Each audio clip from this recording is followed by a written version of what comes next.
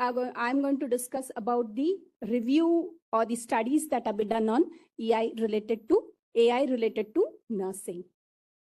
History of artificial intelligence, the domain of artificial intelligence, what is artificial intelligence, stages of artificial intelligence, application of artificial intelligence, AI in healthcare and AI in nursing. So this is what discussion we'll be doing.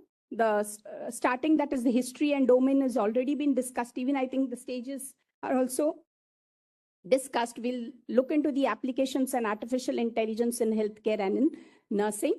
History, if we see, it's already, we know that in 1950s, it came into existence. 75, the research resources of computers in medicine was developed.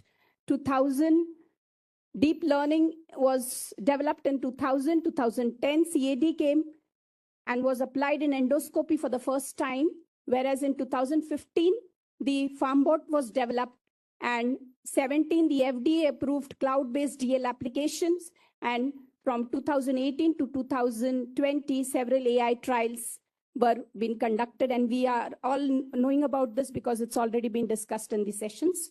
The domains, if we know, already discussed: machine learning, deep learning, the robotics, and already Madam Agnes also have told us about this robo, how it helps us in lifting the patients, and many other studies that have been done on this. Why we are talking about AI?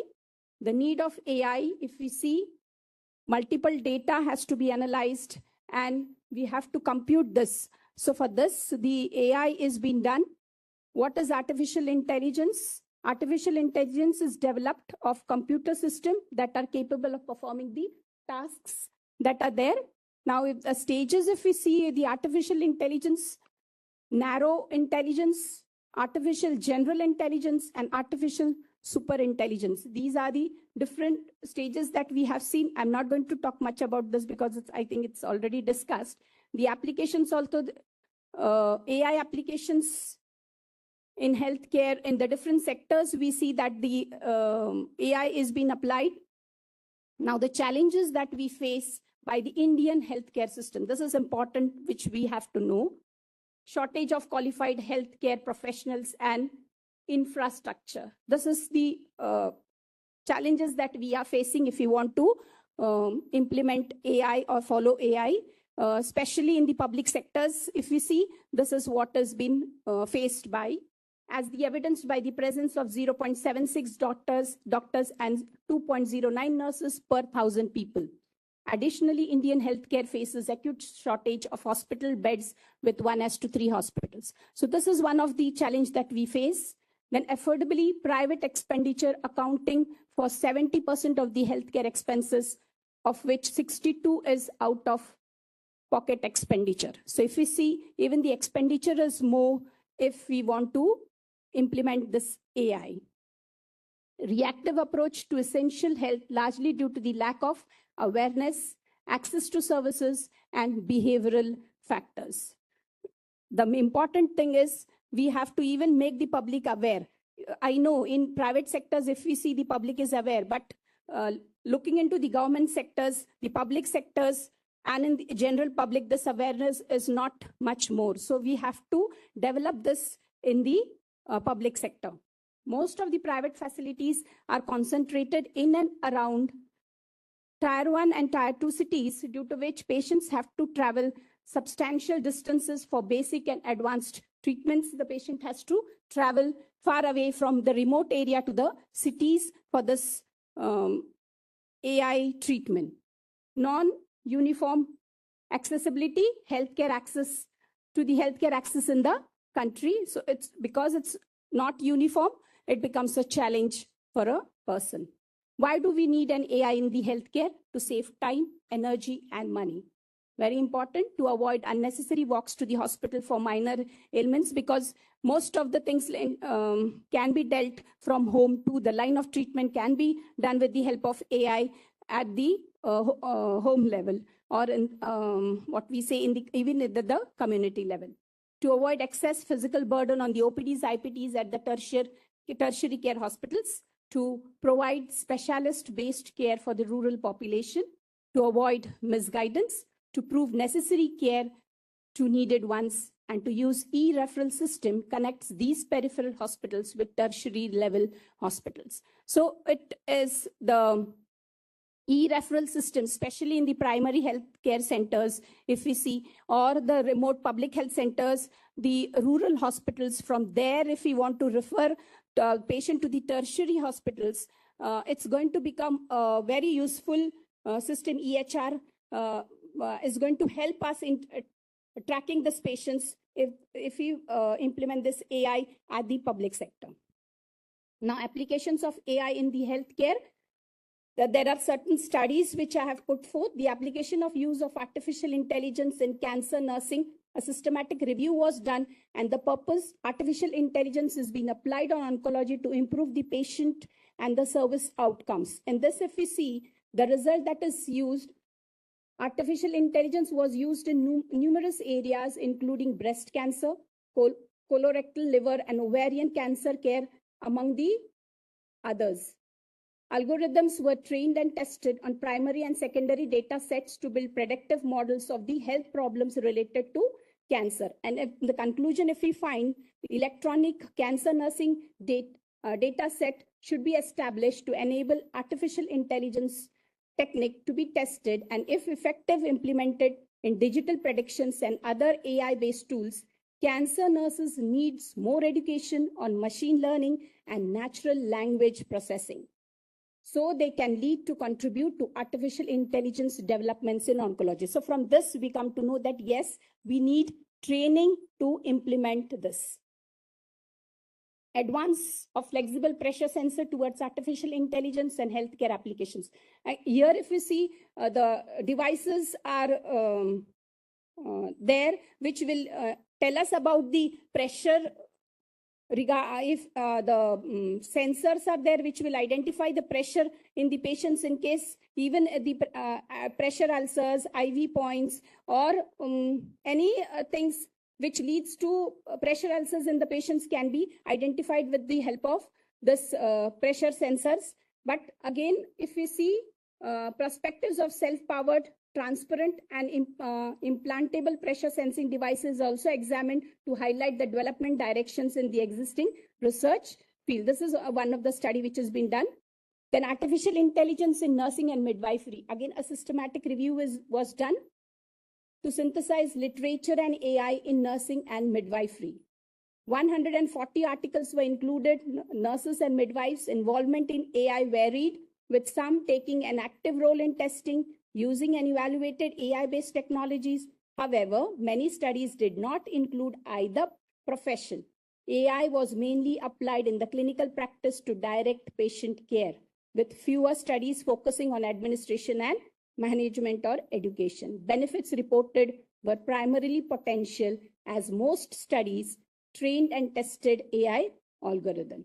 Only a handful reported actual benefits from AI technique were applied in real-world setting. Risk and limitations included poor quality data sets that could introduce bias, the need for clinical interpretations of AI-based results, privacy and trust issues, and inadequate all expertise among the profession. So here again, if we see, what we need is the training to the nurses, and adherence of the nurses to AI is very important. Artificial intelligence in healthcare transforming the practice of medicine. Here we can see in the conclusion, the study concluded that there are various AI applications in healthcare: augmented care, remote monitoring, virtual assistants, and AI chatbots, prediction diagnostics. Already this was discussed by Agnes Madam, and this is being implemented in many of the hospitals. Effect of machine learning based severe sepsis prediction algorithm on patient survival and hospital length of stay, a randomized clinical trial.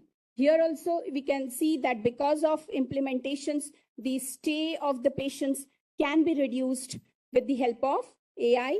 Outcome of 75 patients in the control and 67 patients in the experimental group were analyzed, and average length of stay decreased from 13 days in a control to decreased from 13 days in the control to 10.3 days in the experimental group.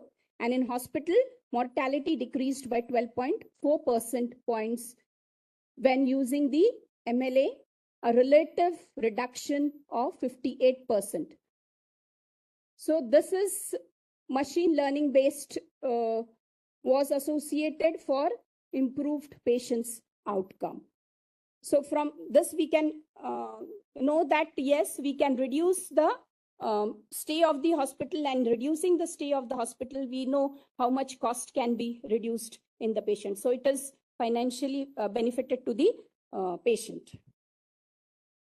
Potential of artificial intelligence in healthcare. Artificial intelligence or related technologies have potential to transform many aspects of patient care as well as administrative process within provider, paper, and pharmaceutical organizations. The key categories of applications involve diagnosis and treatment, recommendations, patients' engagement, and adherence to administrative activities. There are also a variety of ethical implications around the use of AI in healthcare. Healthcare decisions have been made almost exclusively by humans in the past, and the use of the smart machines to make assist with them raises issues of accountability, transparency, permission, and privacy. Development of AI. Development of AI tools to address healthcare challenges is a complex process that varies from each tool. Here, we are discussing about how we can go about. The tool might initially be developed in the university, then licensed to the another organization, and ultimately scaled and deployed by the commercial entity. User of the tool also varies. Where the tool is going to be used, according to that, the user varies.